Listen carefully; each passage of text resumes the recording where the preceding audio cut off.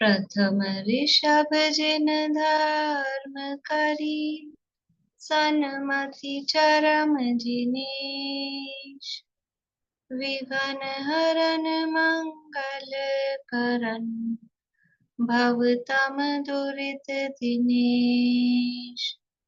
वाणी जिन मुख ते खिरी, परिगणाधिप कान। अक्षर पद्मय विस्तरी, करहि सकल कल्याण। गुरु गणधर गुणधर सकल, प्रचुर परम्पर और। व्रत तप धर तनु नगन तर, वंदो वृष शिरमौर। व्रत तप धर तनु नगन तर, वंदो वृष शिरमौर। त्रिभुवन तिलयं देवं, वन्दे तातिभुवनेन्दु परिपूज्यम्। वोच्छं अणुविहाओ, भवीय जनानंद जननीयो। त्रिभुवन तिलक शत इंद्र वंदे, देव श्री अरहंत को। कर नमन कहूँ अनुप्रेक्षाएं, भव्य को सुख कर। कार्तिकेय अनुप्रेक्षा नामक ये ग्रंथ है, जिसके अंतर्गत कार्तिकेय स्वामी ने 12 अनुप्रेक्षाओं का वर्णन किया है। इसमें से लोकानुप्रेक्षा का और धर्मानुप्रेक्षा का अत्यंत विस्तार से वर्णन किया है। यहाँ हमारी चर्चा लोकानुप्रेक्षा के अंतर्गत चल रही है और षड द्रव्यात्मक लोक, इस व्याख्या के अनुसार 6 द्रव्यों का स्वरूप यहाँ बताया जा रहा है। प्रकरण क्या चल रहा है ख्याल में ना, शुरू कहाँ से हुआ था। लोक का स्वरूप बता रहे हैं, भावना, लोक भावना ही चल रही है। और लोक किसे कहते हैं? षड द्रव्यात्मक होता है, 6 द्रव्यों के समूह को लोक कहते हैं। तो उन 6 द्रव्यों का स्वरूप यहाँ बताया जा रहा है। तो 6 द्रव्यों में से पहले नंबर पर, अब नंबर तो कोई नहीं है, सब द्रव्य कोई पहले ही, कोई लाइन लग रही है कि पहले जीव है फिर पुद्गल है, ऐसा तो है नहीं। लेकिन हम, क्योंकि हम स्वयं जीव हैं, इसलिए अपने आप को पहले नंबर पे रखते हैं, इसलिए जीव का वर्णन पहले किया जा रहा है। तो पहले जीव का वर्णन करणानुयोग की अपेक्षा आगम अपेक्षा से संसारी जीव की मुख्यता से भेद प्रभेद संख्याएं और सारी उनकी चर्चा वो सब की गई थी। और अब जीव का स्वरूप द्रव्यानुयोग की अपेक्षा से बताया जा रहा है। उसमें से भी पहले न्याय की अपेक्षा से जीव का स्वरूप बताया गया कि अन्य मत वालों, अन्य जो जो कल्पनाएं हैं जीव के संबंध में, जीव के ज्ञान के संबंध में, उन सब मान्यताओं की चर्चा यहाँ करते हुए उनका खंडन किया कि वो मान्यताएं ठीक नहीं है। जीव सर्वगत है तो वो क्षेत्र की अपेक्षा सर्वगत नहीं है, ज्ञान की अपेक्षा से सर्वगत है। और जीव का जो ज्ञान है वो ज्ञान जीव का स्वभाव है। जैसे उष्णता अग्नि का स्वभाव है, कहीं अलग से आके जुड़ता नहीं है, वैसे ही ज्ञान जीव में आके कहीं अलग से जुड़ता नहीं है। यदि अलग अलग माना जाए कि जीव अलग है ज्ञान अलग है, यानी द्रव्य अलग है और उसके गुण अलग है, तो फिर उनका स्वरूप दोनों का ही अस्तित्व नहीं रहेगा, गुण और गुणी एकदम अलग हो जाएंगे। तो गुणी के अभाव में गुण कहाँ रहेंगे, यानी द्रव्य के अभाव में गुण रहेंगे कहाँ, किस में रहेंगे। और यदि गुण नहीं रहेंगे होंगे तो द्रव्य बनेगा, द्रव्य होगा कैसे, गुणों का समूह ही तो द्रव्य है। इस प्रकार से उसमें जो जो बाधाएं आएंगी वो न्यायिक और वैशेषिक मत वालों की तरफ से ये सारी चर्चा की थी। पहले सर्वगत के संबंध में सांख्यों की अपेक्षा से बात की थी, और फिर इसके बाद में अब चारवाक मत का खंडन करते हुए, चारवाक क्या मानते हैं कि जीव क्या है, ज्ञान क्या है, कि जो पंचभूत हैं उनसे मिलके ही बस ये ज्ञान बना है और इस भाव में ही है, बाद में खत्म, ऐसा वो मानते हैं। तो कहते हैं कि ऐसा नहीं है, क्योंकि ये जो पंचभूत हैं, ये पंचभूत तो मुर्दे में भी दिखाई दे रहे हैं, लेकिन मुर्दे में ज्ञान नहीं है। पंचभूत से अलग ज्ञान दिखाई दे रहा है, क्योंकि ये जो भी काम हो रहा है, सुख दुख का वेदन, इंद्रियों का भोग, ये कौन कर रहा है? ये शरीर नहीं कर रहा है, उससे अलग कोई ज्ञान वो उसमें वेदन करने वाला है। यद्यपि वो काम मिलजुल के कर रहा है शरीर में ही, क्योंकि है, तो उसमें एक में होके कर रहा है, लेकिन उसमें भी ज्ञान अलग है और वो शरीर अलग है। ऐसी सारी चर्चा हुई, और फिर उसका लॉजिक बताया, कारण बताया कि ये चक्कर क्या है, मतलब जीव को लगता क्यों है ऐसा कि शरीर ही जीव है। तो इसके पीछे इसका कारण ये बताया, क्योंकि इन दोनों के जो क्रियाएं हो रही हैं वो बिल्कुल एक साथ होती हैं। जीव और शरीर एकदम मिले जुले हैं, और जो भी काम कर रहा है जीव, वो शरीर में मिला जुला ही दिखाई देता है। इसके कारण जीव को भ्रम हो जाता है कि ये शरीर ही जीव है, ऐसा ये भ्रम यहाँ पर हो जाता है। ये सारी चर्चा यहाँ पर कही, और जो जीव के और शरीर के भेद को नहीं मानते, तो वो अपने आप को राजा रंक और सुखी दुखी, निर्बल बलवान, इस प्रकार से वो मानते हैं।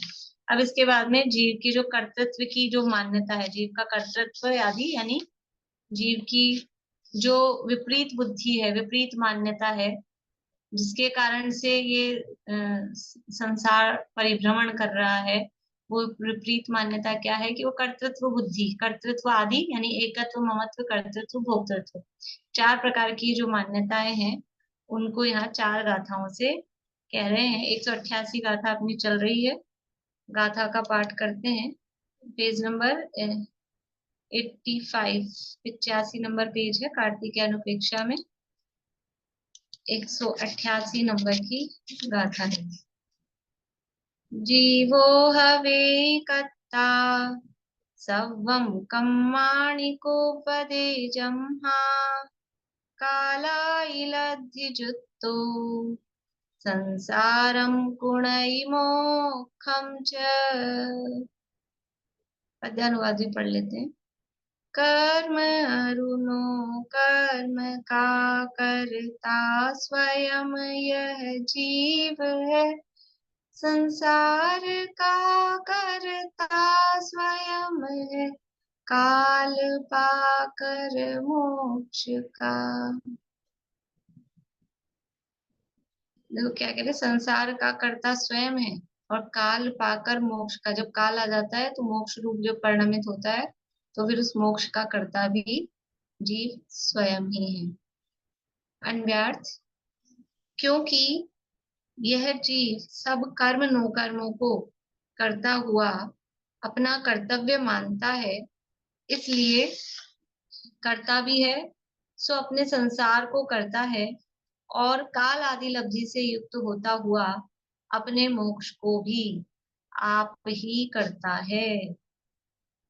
भावार्थ, कोई जानते हैं कि इस जीव के सुख दुख आदि कार्यों को ईश्वर आदि कोई अन्य करता है, परंतु ऐसा नहीं है, आप ही करता है। कोई ये समझे कि हमको नचाने वाला कौन है? अब ये भी अन्य मतों में मान्यता चलती है। क्या मान्यता चलती है? जितनी चाबी भरी राम ने, उतना चले खिलौना। कि वो भगवान ही तो नचाता है, सुख दुख का करता कौन है? राम ने चाबी भरी, मतलब वो भगवान जैसे, हम तो ऐसा कहते भी हैं, हम तो उसके ऊपर वाले के हाथ की कठपुतली हैं। ये तो सब, और भी पता नहीं क्या क्या मान्यताएं चलती हैं कि जोड़ियां भगवान बना के भेजता है और भगवान ही करता है।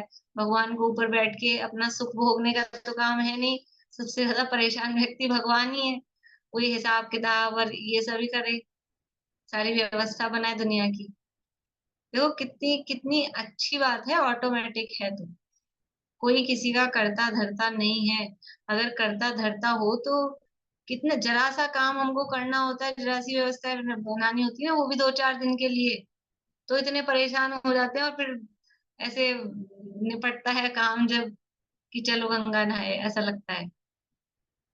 और जिसको पूरे 24 घंटे पूरे जीवन पर्यंत यही काम करना हो कि व्यवस्था ही बनाता रहे, दुनिया में जीव दो चार थोड़ी ना है, अनंत जीवों की और सारे उद्गल धर्म धर्म आकाश काल सबकी व्यवस्था बनाता रहे, तो भगवान से ज्यादा दुखी कौन होगा फिर भगवान क्या नाम रहेगा उनका। इसलिए सब अपने आप होता है। तो कोई जो ऐसा मानते हैं कि भगवान करता है, जो ऐसा मानते हैं कि कोई हमारे इस जीव के सुख दुख आदि कार्यों को ईश्वर आदि कोई अन्य करता है, परंतु ऐसा नहीं है।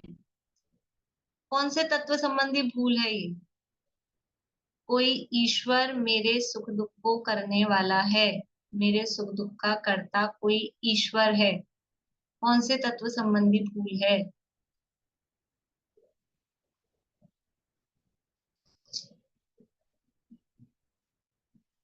बोलिए भाई साहब। आश्रव बंध संबंधी। बहुत बढ़िया। आश्रव तत्व संबंधी भूल है ना। पर पदार्थ मेरे सुख दुख का कारण है, ये आश्रव तत्व संबंधी भूल है। कोई भी पर पदार्थ मेरे सुख दुख का कारण है, ये मान्यता, ये आश्रव तत्व संबंधी भूल है। क्योंकि दुख का कारण कौन है? दुख का कारण तो आश्रव था ना। आश्रव को दुख का कारण नहीं माना, पर पदार्थ को दुख का कारण मान रहा है। सुख का कारण, ये तो अपन सुख दुख दोनों लगा रहे, सुख का कारण संवर्ण थे, उनको सुख का कारण नहीं माना। दुख का कारण आश्रव है, आश्रव आश्रव के अलावा और कोई दुख का कारण नहीं। आश्रव मतलब अपने क्रोध मान माया लोभ मोह राग द्वेष के जो परिणाम है, वो ही एकमात्र दुख के कारण है। और कोई दूसरा, कोई ईश्वर नहीं, कोई माता पिता भाई बहन पति पत्नी शत्रु मित्र, कोई दूसरा दुख का कारण नहीं। तो कोई ऐसा जानते हैं कि इस जीव के सुख दुख आदि कार्यों को ईश्वर आदि कोई अन्य करता है, परंतु ऐसा नहीं है, आप ही करता है। अपने सुख दुख का कारण कौन है? कि मैं स्वयं अपना ईश्वर, ईश्वर ने है कि नहीं है? एक ईश्वर ने और एक अनीश्वर ने है। अनीश्वर ने से तो कोई दूसरा मेरा ईश्वर है ही नहीं, लेकिन ईश्वर ने से अगर ये मैं सुख दुख जो भोग रहा हूँ, उस सुख दुख भोगने में मैं खुद ही ईश्वर हूँ। मैं खुद अपनी भूल से, अपने मोहरादेश परिणामों से दुख भोगता हूँ। कोई दूसरा जबरदस्ती पकड़ के मुझे मोहरादेश कराए और मुझे दुखी करे, ऐसा तीन काल में संभव नहीं है। यदि ये जीव मोहरादेश रूप परिणमित नहीं हो, तो किसी की ताकत नहीं, भगवान की भी ताकत नहीं है। बताओ कितने उदाहरण मिलते हैं अपने को।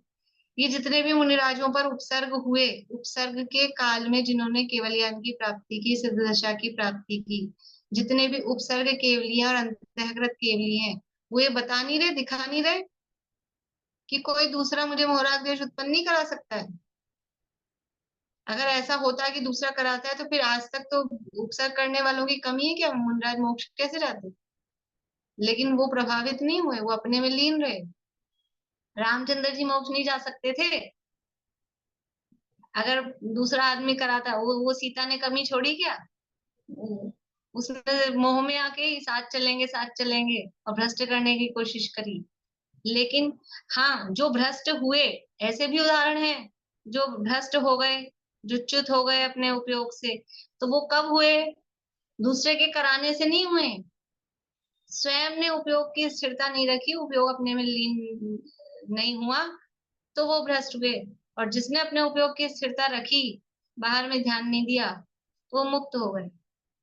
तो स्वयं ही करता है, आप ही करता है अपने मोह राग द्वेष भावों का, अपने दुख का, अथवा जो दुनिया में सुख कहा जा रहा है उसका, वो स्वयं करता है। वो दुनिया का सुख तो दुखी है, जो अपना अतीन्द्रिय आत्मिक आनंद है, वास्तविक सच्चा सुख है, उसका भी कर्ता स्वयं ही है। कोई दूसरा वो सच्चा सुख लाके दे नहीं सकता है।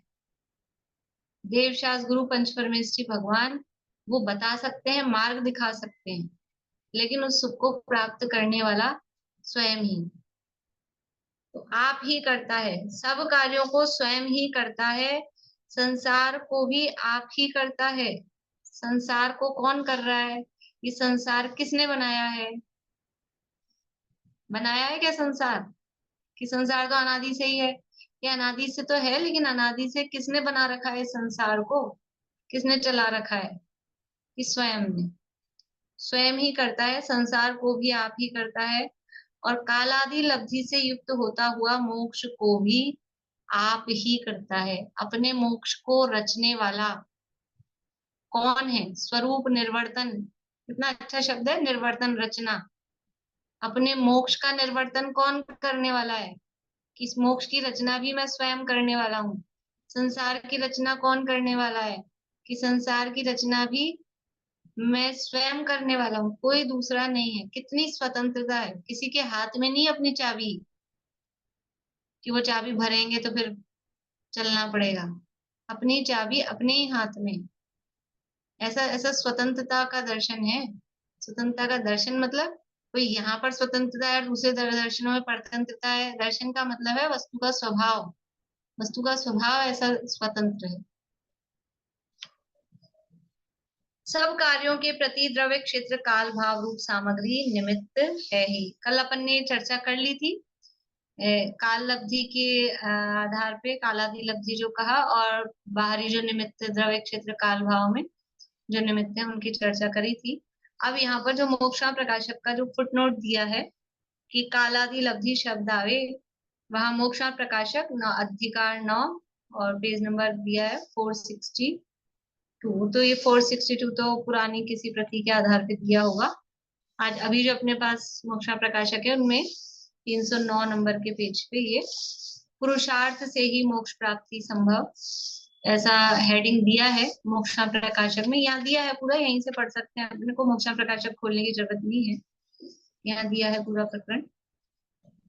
तो वहां प्रश्न उठाया है, प्रश्न देखिए यहीं से पढ़ते हैं अपने कार्तिकेय अनुप्रेक्षा में, पेज नंबर 86 है उसी में।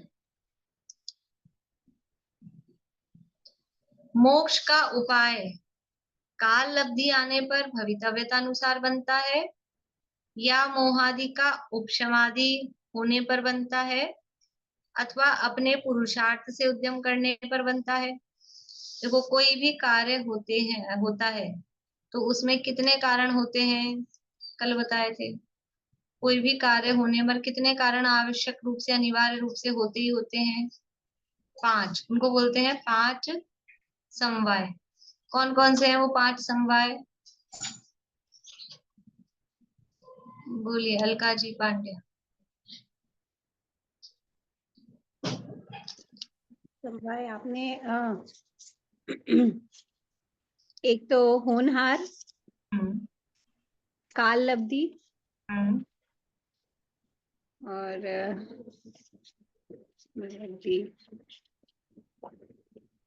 याद नहीं किया है, कल सुना था बस। बोलिए। स्वभाव, पुरुषार्थ, कालब्धि, निमित्त और होना। बढ़िया। और रिपीट करवाऊंगी मैं भी, पक्के होने चाहिए आपको सब। ललतेश जी आपसे पूछूंगी अभी, आप याद कर लीजिए, एक हाथ से किसी से पूछ रही हूँ। बोलिए पद्मा जी।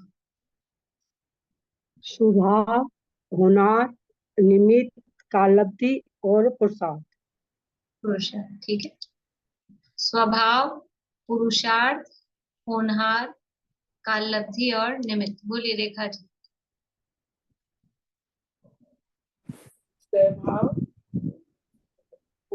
स्वभाव, होनहार, पुरुषार्थ, कालब्धि, निमित्त। निमित्त, बहुत बढ़िया। बोलिए शकुंतला जी। स्वभाव, होनहार, कालब्धि, निमित्त, पुरुषार्थ।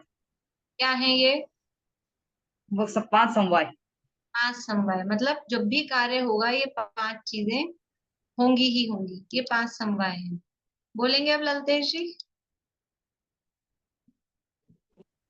स्वभाव, होनहार, पुरुषार्थ, कालब्धि और निमित्त। बढ़िया, ठीक है। मैं कल फिर से पूछूंगी, है ना, अभी के अभी तो सुना दिए हैं सबने, याद रहने चाहिए। ये 5 समवाय हैं, तो वहां से प्रश्न है, ये प्रश्न कहाँ से उठाया है कि आप 5 चीजें हैं, तो कह रहा है कि मोक्ष का उपाय, मोक्ष का उपाय ये कार्य है। मोक्ष होना या मोक्ष मार्ग समझ लो, मोक्ष का उपाय यानी मोक्ष मार्ग। तो मोक्ष और मोक्ष मार्ग जो ये कार्य है, इस कार्य में अब ये 5 समवायों से प्रश्न उठा रहे हैं, इसलिए नाम अपने को याद हो तो जो समझ में आएगा कि काल लब्धि आने पर, काल लब्धि क्या है वो भी आगे बताएंगे, लेकिन अपन सामान्य से समझते हैं काल लब्धि यानी टाइम, है ना। तो काल लब्धि आने पर भवितव्यता अनुसार बनता है। भवितव्यता का मतलब है होनहार, जिसे हम कह रहे हैं। होनहार का मतलब वो भी अर्थ यहाँ बताएंगे। जो हुआ, जो कार्य हो रहा है उसी को बोलते हैं भवितव्यता या होनहार। तो मोक्ष का उपाय कालब्धि आने पर भवितव्यता अनुसार बनता है या मोहादि का उपशमादि होने पर बनता है। मोहादि मतलब दर्शन मोहादि, जो कर्म है, मिथ्यात्व जो प्रकृतियां हैं। तो मोहादि का उपशमादि होने पर, उपशम आदि क्यों लगाया कि कभी प्रथमोपशम सम्यक है तो उपशम होने पर बनता है, शिवोपशम सम्यक है तो शिवोपशम होने पर होता है, क्षयिक सम्यक है तो क्षय होने पर बनता है, इसलिए उपशमादि। मोहादि का उपशमादि होने पर बनता है। ये क्या चीज हो गई, ये हो गया निमित्त। मोहादि का उपशम क्या है, निमित्त। तो कालब्धि की पूछी, होनहार की पूछी, भवितव्यता की, फिर निमित्त के लिए पूछा। फिर अब बोल रहे हैं या अपने पुरुषार्थ से उद्यम करने पर बनता है, या फिर चौथी बात क्या पूछी है कि पुरुषार्थ से उद्यम करने पर बनता है। 4 बातें हो गई 5 में से। मोक्ष का उपाय कालब्धि आने पर भवितव्यता अनुसार बनता है कि मोहादि के उपशम होने पर यानी निमित्त से होता है, या पुरुषार्थ से उद्यम करने पर होता है। सो कहो। ठीक है, स्वभाव क्यों नहीं लिया, स्वभाव की क्यों नहीं पूछी? कि स्वभाव तो त्रिकालीय उपादान है, वो हमेशा होता ही है, उसकी क्या पूछेंगे स्वभाव से होता है, वो तो हमेशा ही स्वभाव, जिसका स्वभाव है, स्वभाव तो सदा विद्यमान ही है ना, इसलिए उसमें तो कुछ चेंज होना नहीं है। अगर मोक्ष जाने का जिसका स्वभाव है, जीव है, भव्य है, तो मोक्ष जाने का उसका स्वभाव ही है, तो उसमें तो कोई फेरबदल होता नहीं है। कोई भी वस्तु, कोई भी पदार्थ अपने स्वभाव का उल्लंघन नहीं करती है, इसलिए स्वभाव के लिए यहाँ अलग से नहीं पूछा। अभी प्रश्न पूरा नहीं हुआ, ये तो आधा प्रश्न है, अभी आगे और पूछ रहा है वो, देखो इसी में। पहले तो पूछा इन चारों में से कि मोक्ष का उपाय कैसे होता है। ठीक है, फिर से पढ़ लेते हैं। मोक्ष का उपाय काल लब्धि आने पर भवितव्यता अनुसार बनता है, या मोहादि का उपशमादि होने पर बनता है, अथवा अपने पुरुषार्थ से उद्यम करने पर बनता है। ये हुआ, खुद ही आगे प्रश्न कर रहा है फिर से। यदि पहले दो कारण मिलने पर बनता है, पहले दो कारण कौन से कहे, काल लब्धि और भवितव्यता, नहीं काल लब्धि और भवितव्यता ये एक में, और मोहादि का उपशम ये दूसरा। तो काल लब्धि और भवितव्यता या निमित्त मोहादि का उपशम, इनसे पहले दो कारण मिलने पर बनता है, तो हमको उपदेश क्यों दिया जाता है? देखो, जिसको पल्ला झाड़ना होता है ना, अपने को अपनी तरफ से तो फ्री हो जाए, वो ऐसी बात करता है। इसको पल्ला झाड़ना है, मोक्ष का उद्यम करना नहीं है, मोक्ष जाना नहीं है, मेहनत करनी नहीं है, और दूसरे के माथे वे अपनी वो डाल दें। तो ऐसा ये तर्क दे रहा है कि क्या कह रहा है कि मोक्ष का उपाय काल लब्धि से होता है, काल लब्धि और होनहार को एक में प्लस किया है। काल लब्धि होनहार से होता है, ये पहली बात। या फिर मोहादि के उपशम यानी निमित्त से होता है। तो मोक्ष जाना, काल लब्धि आएगी या हमारा होनहार होगी तब जाएंगे, या निमित्त मिलेगा तब जाएंगे।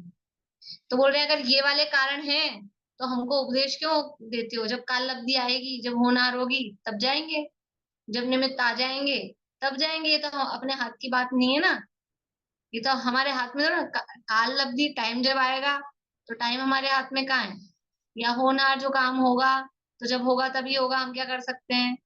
तो पल्ला झाड़ना चाह रहा है कि हमारे हाथ की बात नहीं है। और निमित्त जो है मोहादि का उपशम, वो भी अब कर्म जब उपशमित होंगे तब होंगे, हम क्या करेंगे उसमें? तो यदि पहले दो कारण मिलते हैं, मिलने पर बनता है, तो हमको उपदेश क्यों दिया जाता है? ये एक ऑप्शन दिया उस प्रश्नकर्ता ने।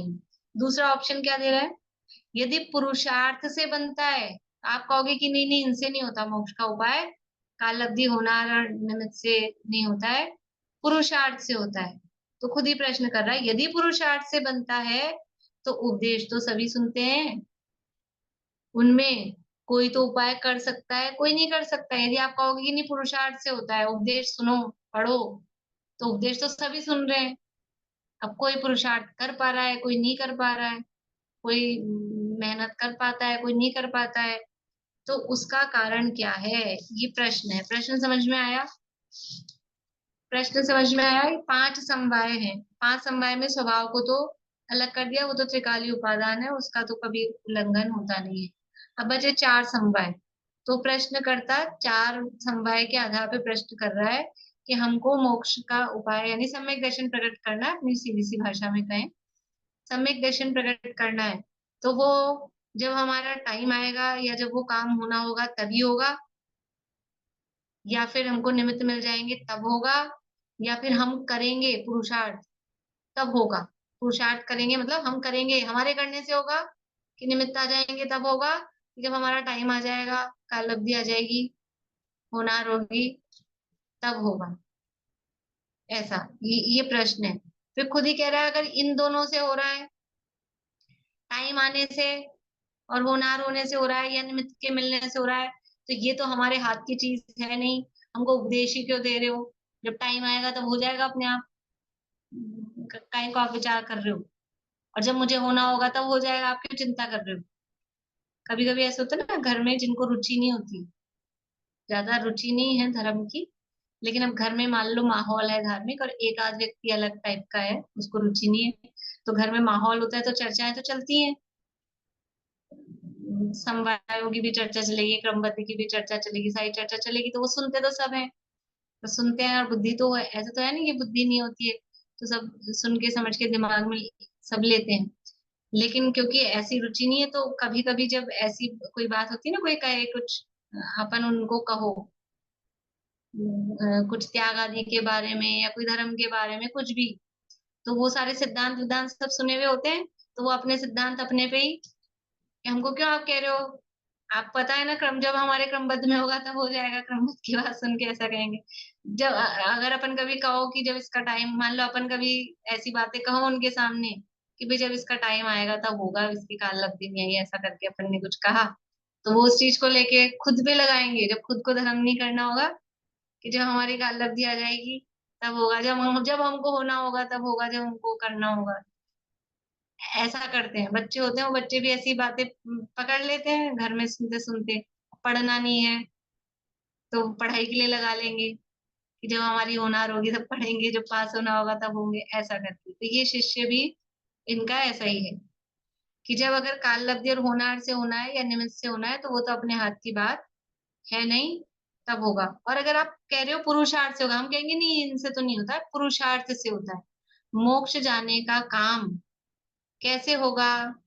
निमित्त के भरोसे नहीं होगा, काल अवधि के भरोसे नहीं होगा, करना पड़ेगा, पुरुषार्थ से होगा। ऐसा ऐसा प्रश्न चलता है। मोक्ष सहज साध्य है कि यत्न साध्य है? सम्यक दर्शन सहज साध्य है कि यत्न साध्य? सहज साध्य मतलब जब काल अवधि आएगी, होनार होगी तब हो जाएगा, यह सहज साध्य है। और यत्न साध्य मतलब अपने को कुछ करना पड़ेगा, मेहनत करके होगा। तो कहते हैं कि नहीं, यत्न साध्य है, पुरुषार्थ से मोक्ष प्राप्ति कह रहे हैं। फिर आप पुरुषार्थ से मोक्ष प्राप्ति कह रहे हो, तो पुरुषार्थ तो बोल रहे हैं कि उपदेश तो सब सुनते हैं, मोक्ष का उपदेश सबको दिया जा रहा है। अब कोई पुरुषार्थ कर पा रहा है, कोई नहीं कर पा रहा है, फिर ये क्यों हो रहा है, ऐसा क्यों हो रहा है कि जो जो उपदेश सुने सबको पुरुषार्थ एक साथ कर लेना चाहिए, पर कोई पुरुषार्थ कर पाता है, कोई तो वो मोक्ष का उपाय कर पाता है, कोई नहीं कर पाता, ऐसा क्यों? एक और उदाहरण देती हूँ, मुझे ऐसा लग रहा है अभी आप लोगों को प्रश्न समझ में नहीं आया, कि समझ लो क्लास में बच्चे हैं, कोई बच्चे स्कूल में क्लास में बच्चे हैं, और पास होने योग्य कार्य है, कि पास हो जाए ये कार्य है। तो जो कोई बच्चा पास हो रहा है, क्लास में पास होने के लिए उसका टाइम आएगा तब पास होएगा, कि उसकी होनहार होगी तो पास होएगा, या उसको कोई अच्छी किताबें कॉपियां अच्छे पेन वेन मिल जाएंगे निमित्त तब पास होगा, कि मेहनत करेगा तो पास होगा? मेहनत करेगा तो पास होगा, सीधी बात है, सभी यही कह रहे हैं। तो लेकिन टीचर पढ़ाती तो सबको एक सा है, क्लास में एक सा पढ़ाती है, एक सा समझाती है, एक सी किताबें हैं, सबकी कोर्स की बुक्स एक सी हैं, फिर भी कोई तो मेहनत कर पाते हैं, कोई नहीं कर पाते हैं, कोई कोई फेल हो जाते हैं, कोई पास हो जाते हैं। फिर ये डिफरेंस क्यों है? अगर मेहनत से ही पास होते हैं तो फिर कुछ लोग तो मेहनत कर ही नहीं पाते हैं, बैठते हैं क्लास में, रोज स्कूल आते हैं, पढ़ते हैं, सब है, फीस उतनी देते हैं, ऐसे तो है नहीं कोई फीस कम देता हो, उतनी फीस देते हैं, वही टीचर पढ़ा रही है, लेकिन फिर भी कोई पास हो पा रहे हैं, कोई नहीं हो पा रहे। ये है प्रश्न। ठीक है, अब उत्तर पढ़ते हैं, देखिए समाधान। समाधान में क्या कह रहे हैं? एक कार्य होने में अनेक कारण मिलते हैं। एक कार्य होता है तो एक कार्य में एक ही कारण नहीं है, अनेक, 5 तो हमने ही बता दिए, समवाय जो कहे हैं ना, ये 5 कारण हैं। एक कार्य होने में अनेक कारण मिलते हैं, इसलिए जहां मोक्ष का उपाय बनता है वहां तो पूर्वोक्त तीनों ही कारण मिलते हैं। ऐसा नहीं है आप कह रहे हो कि काल लब्धि और होनार को नहीं हटा दो, अकेले पुरुषार्थ से काम हो जाएगा। अकेले पुरुषार्थ से काम नहीं होगा, और अकेले निमित्त से भी काम नहीं होगा, अकेले कालब्धि होनहार से भी नहीं होगा। अब प्रश्न ऐसा कर रहे हो कि आप हमको एक जवाब दे के फंसा दो कि पुरुषार्थ से होता है। अकेले पुरुषार्थ से भी नहीं होता। जहां कार्य बनता है वहां सारे ही कारण मिलते हैं, और नहीं बनता वहां तीनों ही कारण नहीं मिलते। यहाँ 5 समवाय को 3 में समराइज कर लिया, स्वभाव को तो साइलेंट रखा है, और 4 को 3 में शामिल कर लिया। तो मोक्ष का उपाय जो बन रहा है, कोई भी कार्य हो रहा है तो वहां सारे कारण मिलते हैं, पांचों समवाय तो होता है। और अगर नहीं हो रहा है कार्य, इसका मतलब क्या है? कि वहां कोई भी उसका समवाय यानी कोई भी कारण नहीं मिला है। ठीक है, एक बार ये बात समझ में आ गई कि जब भी कोई भी कार्य होता है, यहाँ तो मोक्ष की चर्चा है इसलिए मोक्ष की बात कर रहे हैं, एक्स वाई जेड कोई भी कार्य दुनिया में होता है, अगर वो हो रहा है तो उसके होने योग्य पांचों समवाय वहां मौजूद हैं, तब वो काम हुआ है। भी समवाय नहीं था तभी नहीं हुआ है। ये अपने को लगता है कि नहीं नहीं ये तो सब था, और ये कि वो था ही नहीं। जो भी अपने को लगता है ना, वास्तव में अगर काम नहीं हुआ है इसका मतलब उसको कारण नहीं मिले, और काम हुआ है तो अकेले एक कारण से नहीं होता है, पांचों ही कारण वहां होते हैं। हाँ, कथन में ज्ञान में मुख्यता एक की हो सकती है, होती है। कभी निमित्त मुख्य होता है, कभी काल मुख्य होता है, कभी स्वभाव मुख्य होता है, कभी पुरुषार्थ मुख्य होता है। कथन में मुख्यता एक की होती है। काल की मुख्यता कहाँ देखी थी अपन ने? तत्वार्थ सूत्र का जो दूसरे अध्याय का अंतिम सूत्र था, वहां अकाल मरण ये चर्चा की थी, अनपवर्त्य आयुष्य, तो वहां काल को हाईलाइट कर रखा था, निमित्त को हाईलाइट कर रखा था कि बाहरी निमित्त से मृत्यु हो जाए तो वहां निमित्त की मुख्यता हो जाती है। तो कभी निमित्त मुख्य होता है, कभी काल मुख्य होता है, कभी किसी की मेहनत दिखती है, पुरुषार्थ मुख्य होता है। लेकिन वो मुख्य होता है जिसने मेहनत की, खूब मेहनत की पढ़ाई में, तो उसके क्या निमित्त नहीं थे? उसको टीचर नहीं मिला, उसको किताबें नहीं मिली, उसको पेन पेंसिल, क्या क्या नहीं निमित्त होता है एग्जाम देने में, वहां लिखने में। अरे पंखा वंखा भी गर्मी के दिन है तो वो भी सब निमित्त होंगे, जो भी गर्मी नहीं लगे, वो आराम से लिख सके, पेन बराबर चलता रहे, ये सब भी तो निमित्त होंगे। तो जिसको पुरुषार्थ जिसने किया और जो पास हो रहा है, तो उसको ये भी सारी सुविधाएं होंगी, मतलब निमित्त भी बाहर मिलेंगे, वो मेहनत भी करेगा, उसका स्वभाव भी रहेगा ही, और उसका काल भी होगा ही, क्योंकि पास होना है, और वो पास हो रहा है, ये उसकी होनहार है। देखो वही कह रहे हैं आगे यहाँ पे कि इनमें से काल लब्धि और होनहार क्या चीज है।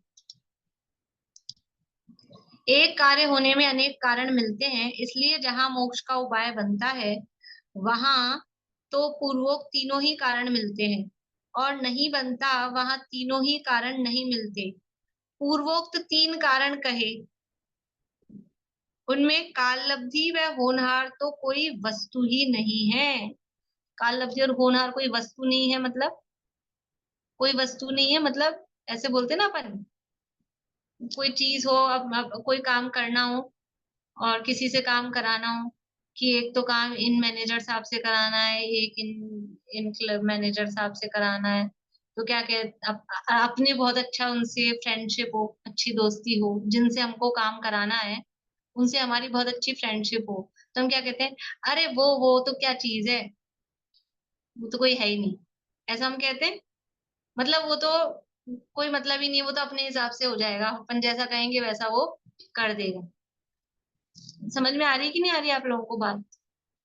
समझ में आ रही? तो यहाँ वही कह रहे हैं कि जब कार्य हो रहा है तो काल लब्धि और होनहार तो कोई वस्तु नहीं है, मतलब जीव का उसमें कोई कर्तृत्व ही नहीं है, उसमें कुछ नहीं है। किसे कह रहे हैं काल लब्धि? देखिए आगे, जिस काल में कार्य बनता है वही काल लब्धि है। जिस समय काम हुआ उसी को हम काल लब्धि कह देंगे, काल लब्धि को अलग से लानी नहीं पड़ेगी। अच्छा, आदिनाथ भगवान ही देख रहे होंगे कि आहार लेना है मुझे, कब लूं, 6 महीने तक तो उठे नहीं, उसके बाद सोचे अच्छा दिन देखूं, काल लब्धि कब है मेरी, ऐसा ऐसा देख के अक्षय तृतीया को दिन लूंगा मैं, अक्षय तृतीया जिस दिन होती है उस दिन लूंगा, ऐसा है क्या कुछ? कि जिस दिन कार्य हुआ, जिस दिन उनका आहार हुआ उस दिन उसको अक्षय तृतीया नाम पड़ गया? अमावस्या का दिन अच्छा होता है क्या? कोई भी अच्छे नेकचार करने हो अमावस्या के दिन करते हैं क्या? महावीर भगवान ने देखा नहीं कि जिस दिन कार्य हुआ, जिस दिन निर्वाण हो गया, वो अमावस्या के दिन तिथि थी, उस दिन दीपावली हमारे, उसी दिन महावीर निर्वाण उत्सव हो गया। जिस समय कार्य हुआ वही काल लब्धि है, जिस समय कार्य हुआ। काल लब्धि कोई वस्तु नहीं, वस्तु नहीं है मतलब वो कोई अलग से उसको लाना पड़ेगा।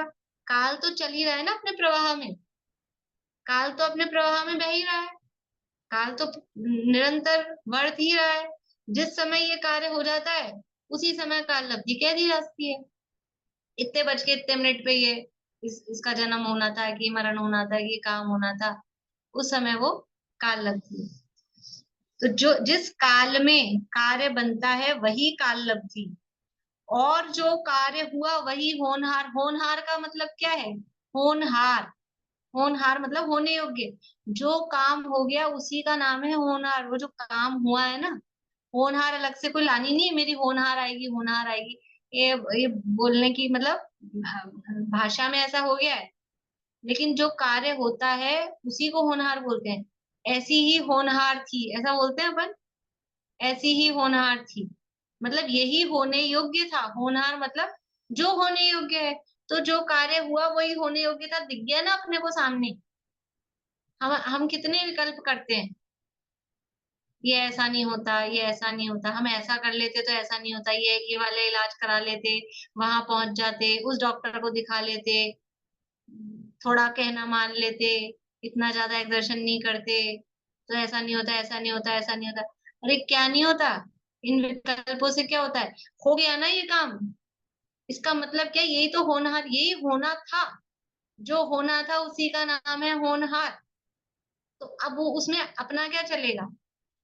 काल लब्धि और होनहार कोई वस्तु नहीं है, ये कह के क्या कह रहे हैं कि इसमें किसी की कुछ नहीं चलती है, ना अपनी ना किसी और की, क्योंकि जिस समय कार्य हो रहा है वो टाइम काल लब्धि कहला रही है, और जो कार्य हो रहा है इट सेल्फ वही तो होनहार है, इसलिए इसमें तो कुछ करना है नहीं। वो तो कोई करने मतलब अपन उसमें कुछ कर सकें, जिसे हम कर्तृत्व अपना लगाते हैं, उसमें हम कुछ चेंज कर सकें, वो तो कुछ होगा नहीं। तथा जो कर्म के उपशमादिक हैं वह पुद्गल की शक्ति है, उसका आत्मा कर्ता हर्ता नहीं है। और और प्रश्न क्या था? कर्म के उपशमादि से होता है, मोहादि के उपशमादि से होता है। तो ये जो मोह आदि कर्म है, ये कर्म क्या है? स्व वस्तु है कि पर वस्तु है? कर्म जीव है कि पुद्गल है? स्व है कि पर है? ये पर है। और पर पदार्थ में अपनी कुछ चलती है क्या? पर पदार्थ में कुछ कर नहीं सकता, वो तो जड़ पुद्गल है, पर है, मुझसे भिन्न है, एक द्रव्य दूसरे द्रव्य का कुछ कर नहीं सकता। तो कर्म के उपशमादि मैं कर सकूं, अपने हाथ में हो ना, ऐसे ऐसे करना, कर्म में कुछ करना हमारे हाथ में नहीं है। देखो एक तरफ ये भी कहते हैं कि अपने ही हाथ में है, अपना, अभी तो कहा था अपना सुख दुख, अपना भला बुरा अपने ही हाथ में, कि वो अपने हाथ में क्या है, कि अपने हाथ में अपने परिणाम है, अपने परिणाम अपने हाथ में है, और अपने परिणामों का निमित्त पाकर इधर वो कर्म, इधर जैसी अवस्था होती है, इधर ऐसी अवस्था है तो इसमें भी ऐसी अवस्था होगी, इधर ऐसी अवस्था है तो इसमें भी ऐसी अवस्था होगी। ये जीव के परिणामों का निमित्त पाकर वो कर्म वैसे बंधते हैं, लेकिन वो बंधते स्वयं ही है। जीव पकड़ के लाके यहाँ चिपकाता हुआ ऐसा नहीं है, जीव तो परिणाम करता है, और जीव परिणाम करता है तो इधर फेरबदल इसमें होता रहता है। निमित्त निमित्तिक संबंध है, कर्ता कर्म संबंध नहीं है।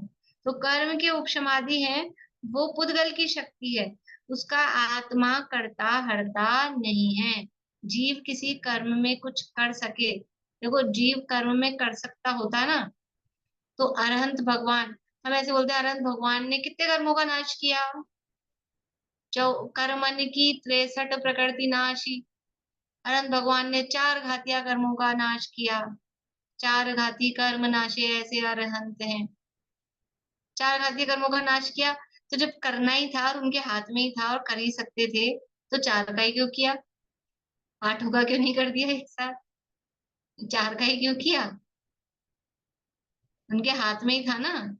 63 का नाश किया, पूरे 148 का क्यों नहीं कर दिया एक साथ, कर सकते हैं अपने हाथ में, हाथ में नहीं है। वो तो भाषा में कहा जाता भगवान ने नाश किया, भगवान ने केवल अपना उपयोग अपने में स्थिर किया। शपथ श्रेणी के काल में क्या किया, श्रेणी आरोहण किया, तभी तो केवल ज्ञान प्रकट हुआ ना। तो भगवान ने अपना उपयोग अपने में स्थिर किया, और इधर कर्म अपने आप जितने नष्ट होने थे उतने हो गए। कर्म बंधे भी ऐसे ही थे कि जीव ने अपने उपयोग को बहिर्मुख किया, अपने से विमुख किया, तो कर्म आगे बंध रहे थे। और जब जीव ने अपने उपयोग अपने स्वरूप में एकाग्रता की तो कर्म अपने आप छूट जाते हैं, नष्ट होते हैं। मोक्ष मार्ग में, मोक्ष मार्ग में जितने भी कर्म है, पाप प्रकृतियों का अनुभाग घटता जाता है, घटता जाता है, घटता जाता है, कम कम कम कम कम, प्रति समय अनंत गुनाहीन कर्म के जब परिणाम होते हैं, अपन ने पढ़े थे, पाप प्रकृतियों का अनुभाग प्रति समय अनंत गुनाहीन होता जाता है, पुण्य प्रकृतियों का अनुभाग प्रति समय अनंत गुना बढ़ता जाता है। तो अपने हाथ में है क्या, पुण्य का अनुभाग बढ़ रहा है, बढ़ रहा है, बढ़ रहा है, रोक नहीं सकते, अपने आप बढ़ता है। पाप का अनुभाग घट रहा है, घट रहा है, घट रहा है, अपने आप घट रहा है, अपने आप वो अपने आप हो रहा है। और इधर जीव क्या कर रहा है, जीव की परिणामों की विशुद्धि, अधःकरण, अपूर्वकरण, अनिवृत्तिकरण, विशुद्धि बढ़ती जाती है। तो वो कर्म में कुछ करता नहीं है। कर्म के उपशमादि है वह पुद्गल की शक्ति है, उसका आत्मा करता हरता नहीं है। तथा पुरुषार्थ से उद्यम करते हैं सो यह आत्मा का कार्य है। अभी जो पुरुषार्थ से काम करने वाली बात है, पुरुषार्थ करना, ये किसका काम है, ये आत्मा का काम है। काल अवधि में अपनी कुछ नहीं चलती है, वो तो टाइम है, काल है। होनहार तो जो कार्य हुआ वो कार्य है, उसमें भी कुछ नहीं चलना है। और जो कर्म के उपशमादि रूप निमित्त है, तो निमित्त हमेशा परद्रव्य होता है, ये नियम है। निमित्त हमेशा परद्रव्य होता है, परद्रव्य में किसी की कुछ चलती नहीं है।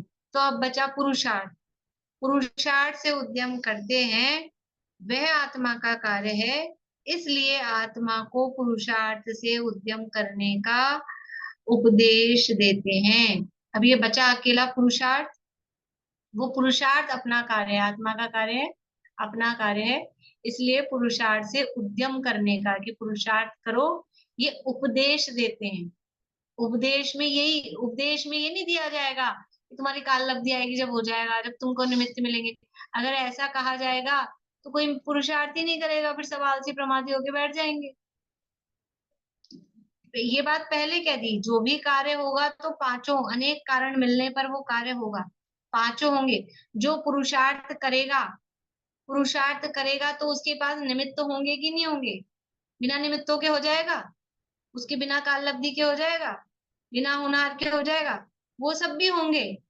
लेकिन इसमें खुद की कुछ चलेगी नहीं, तू तो ये कर, ये कर, और फिर ये जब तेरा सही होगा तो ये तो अपने आप ही आ जाएंगे। इसलिए पुरुषार्थ से उद्यम करने का उपदेश देते हैं। जब यह आत्मा जिस कारण से कार्य सिद्धि अवश्य हो उस कारण रूप उद्यम करता है तो अन्य कारण मिलते ही मिलते हैं। यदि पुरुषार्थ कर रहा है और पुरुषार्थ कौन सा कर रहा है कि जिस कारण के मिलने पर वो कार्य अवश्य होगा, तो अन्य कारण मिलते ही मिलते हैं और कार्य की भी सिद्धि होवे ही होवे। जिस कारण से कार्य सिद्धि हो अथवा नहीं भी हो उस कारण रूप उद्यम करे, वहां अन्य कारण मिले तो कार्य सिद्धि हो जाती है, नहीं मिले तो सिद्धि नहीं होती। इसलिए जिनमत में जो मोक्ष का उपाय कहा गया है उससे मोक्ष होवे ही होवे। देखो जो जो कारण है ना, यहाँ पीछे इसी नवे अधिकार में दिए शुरू में कारण 3 प्रकार के हैं। नवे में 7वें में 3 प्रकार के कारणों की चर्चा की, नवे में ही है। मोक्ष मार्ग का स्वरूप बताते हुए आगे दिया। यहाँ जो कह रहे हैं, देखो यहाँ जो बात कही है कि जिस कारण से कार्य सिद्धि अवश्य हो उस कारण रूप उद्यम करे तो वहां अन्य कारण अवश्य मिलते हैं। तो वहां यह चर्चा की कि मोक्ष होना ये कार्य है। ठीक है, चर्चा चल रही है कारणों की। कारण किसके होते हैं? कार्य की। तो पहले कार्य हमारे माइंड में क्लियर होना चाहिए, किस कार्य की बात चल रही है। मोक्ष जाने रूप कार्य की बात चल रही है। तो मोक्ष जाने का कारण क्या है कि कारण 3 प्रकार के होते हैं। कैसे 3 प्रकार के होते हैं? एक तो ऐसे कारण कि जिनके नहीं होने पर तो कार्य नहीं हो। कौन से कारण आशा आंटी? जिनके नहीं होने पर तो कार्य नहीं हो, लेकिन जिनके होने पर कार्य हो भी और नहीं भी। कौन सा है ऐसे कारण? मोक्ष जाने में ऐसा कारण कौन सा है कि जिसके नहीं होने पर तो कार्य नहीं हो, लेकिन जिसके होने पर भी कार्य हो भी और नहीं भी हो। कौन सा है ऐसा कारण? बोलिए अर्चना जी। महाव्रत का धारण करना। हाँ, मुनि दशा, महाव्रत आदि का धारण, मुनि दशा। कि मोक्ष जाना है किसी जीव को तो बिना मुनि दशा के, बिना महाव्रत आदि के धारण के मोक्ष नहीं जा सकता है। लेकिन क्या मुनि दशा हो, महाव्रत आदि का धारण हो तो मोक्ष चला ही जाएगा? ऐसा नियम नहीं है। तो जिसके नहीं होने पर, मुनि दशा के बिना मोक्ष नहीं जा सकता। कोई भी वस्त्र पहने पहने मोक्ष नहीं जा सकता। तो जिसके नहीं होने पर तो कार्य नहीं होगा, मुनि दशा नहीं होगी तो मोक्ष नहीं जा सकता। लेकिन जिसके होने पर भी कार्य होने की गारंटी नहीं है, हो भी और नहीं भी हो। फिर दूसरे कारण कैसे? कि जिसके होने पर कार्य हो भी और जिसके नहीं होने पर भी कार्य हो जाए। ऐसे कारण कि जो हो तो भी कोई प्रॉब्लम नहीं, तो भी कार्य हो जाए, और जो नहीं हो तो भी कोई प्रॉब्लम नहीं, तो भी कार्य हो जाए। ऐसे कौन से कारण हैं?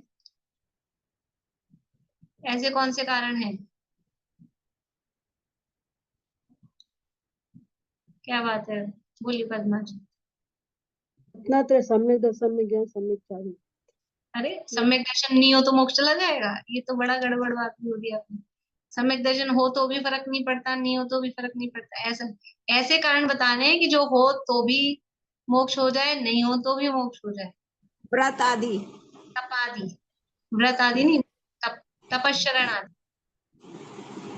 आदि हो। बाहरी जो तप है, अनशन आदि जो बाहरी तप है वो हो और मोक्ष हो भी जाए, कोई दिक्कत नहीं है। और तपस्चरण आदि कोई नहीं भी करे तो भी मोक्ष हो जाए बाहर में, तो भी कोई प्रॉब्लम नहीं है।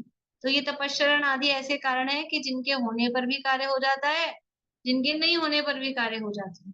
ठीक है, पहला कारण क्या था? मुनि दशा, कि जिसके नहीं होने पर तो कार्य नहीं होता, लेकिन जिसके होने पर कार्य हो भी और नहीं भी हो। अभी तक परफेक्ट कारण आया कि जिस परफेक्ट कारण कौन सा होता है?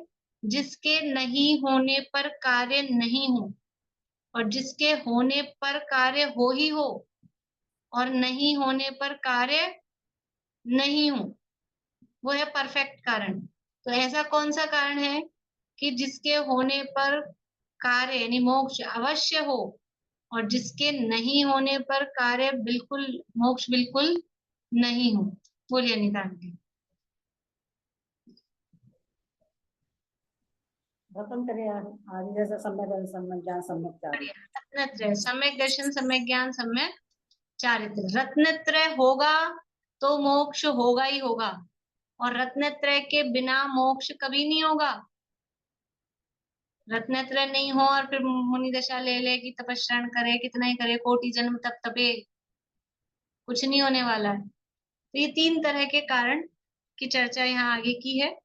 तो कह रहे हैं कि जिस कारण से कार्य सिद्धि अवश्य हो, उस कारण रूप उद्यम करे, वहां तो अन्य कारण मिलते ही मिलते हैं। कि जिस कारण से कार्य सिद्धि अवश्य हो, कौन सा कारण था इन 3 कारणों में से?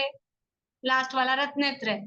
अगर रत्नत्रय रूप उद्यम करेगा, सम्यक दर्शन ज्ञान चारित्र रूप उद्यम करेगा, तो अन्य कारण मुनि दशा भी होगी ही होगी, तपस्या आदि होने होंगे तो होंगे, जो भी है, मुनि दशा भी होगी, कर्मों के उपशम आदि भी होंगे, अन्य कारण सब मिलते ही मिलते हैं, और कार्य की सिद्धि भी होती ही है। तथा जिस कारण से कार्य की सिद्धि हो अथवा नहीं भी हो, उस कारण रूप उद्यम करे। जिस कारण, अब इसमें कौन सा कारण लेंगे? जिस कारण से कार्य की सिद्धि हो अथवा नहीं भी हो।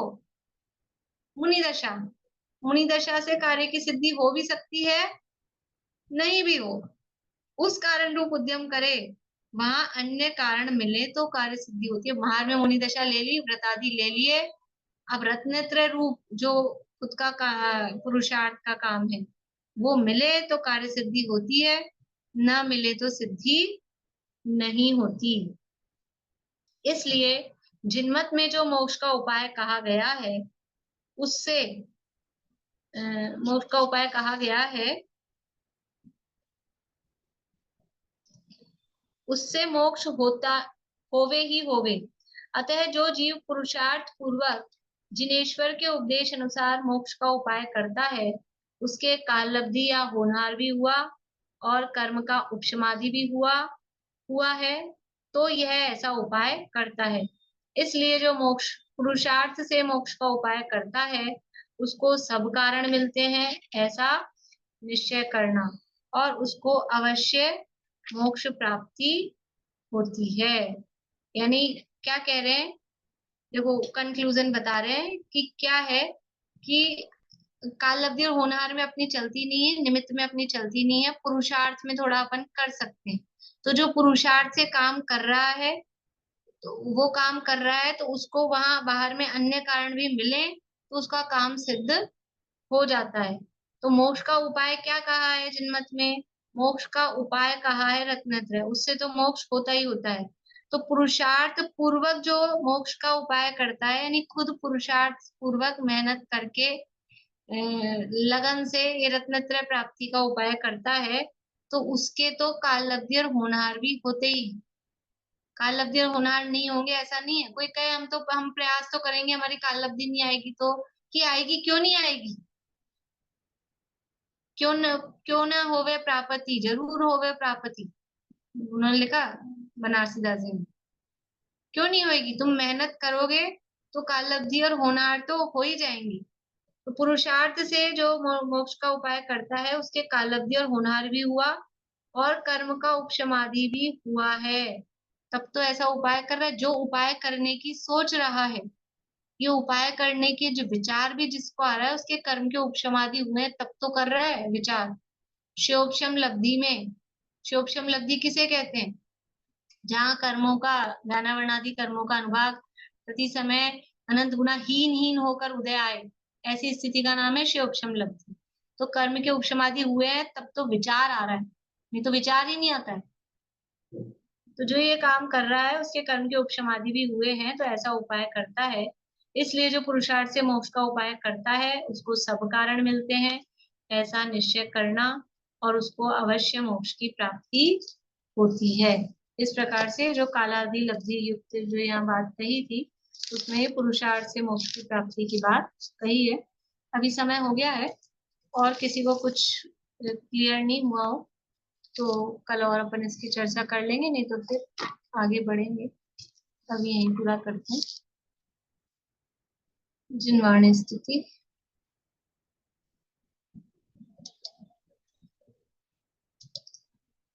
ये 4 ही लाइनें बोला करेंगे, फिर वो 6 हो जाती है तो भी ज्यादा हो जाती है। सर्वज्ञ शासन जयवंत वर्ते, निर्ग्रंथ शासन जयवंत वर्ते। यही भाव विचिन्न रहता है मन में, सर्वज्ञ शासन जयवंत वर्ते। निशंक निर्भय रहे हम सदा ही, अरे स्वप्न में भी न कुछ कामना हो। निरपेक्ष रहकर करे साधना नित, कभी ग्लानि भयानुत्साह न हो। सर्वज्ञ शासन जयवंत वर्ते, निर्ग्रंथ शासन जयवंत वर्ते।